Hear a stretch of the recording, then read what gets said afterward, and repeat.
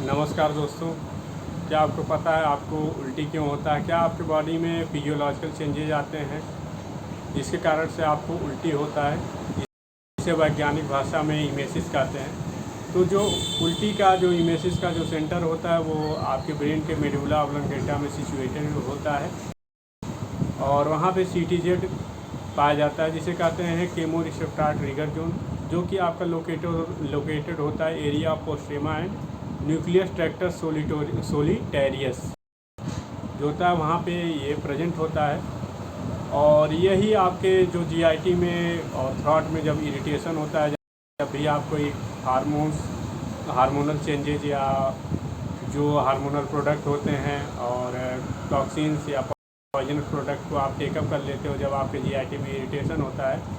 तो यही आपको इमेसिस जो होता है आपका उसको काज करते हैं। तो जब भी आप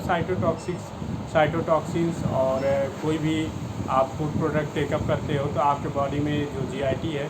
उसमें इरिटेशन होता है, तो वहाँ से 5-HT रिलीज होता है, जो कि आपका रिलीज होता है इंट्रोक्रोमाफाइन सेल से, जो 5-HT3 रिसेप्टर से जाके बाइंड करता है, जो कि आपका प्रेजेंट होता है प्राइमरी अफरेंट न्यूरॉन्स के पास, जो कि आपका एक पार्ट है आपका स्टेरिक नर्वस सिस्टम का, जो आपका कनेक्ट होता है आपके वैगल और स्पाइनल विसरा जो होता है उससे अच्छी तरह से कनेक्ट होता है। और जब भी हमारे बॉडी में जो कंसंट्रेशन 5-HT का बढ़ता है आपके ब्लड में या ब्लड में बहुत तेज़ी से जब 5-HT का कंसंट्रेशन बढ़ता है तो जो हमारा सीटीजेड रिसेप्टर होता है वो हमारे ब्रेन तक इम्पल्स को भेजता है, जिससे हमें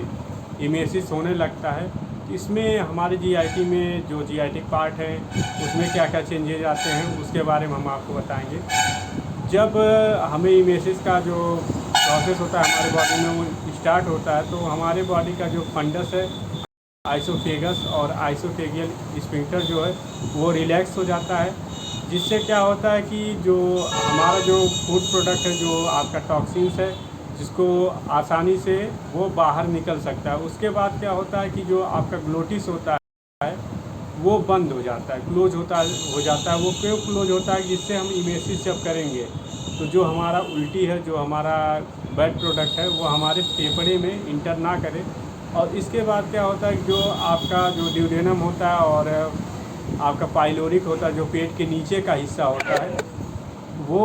आपका अपोजिट डायरेक्शन में कॉन्ट्रैक्ट करने लगता है, जिससे कि आपका जो फूड प्रोडक्ट है आपके वो एब्डोमेन में ही पड़ा रहे, बट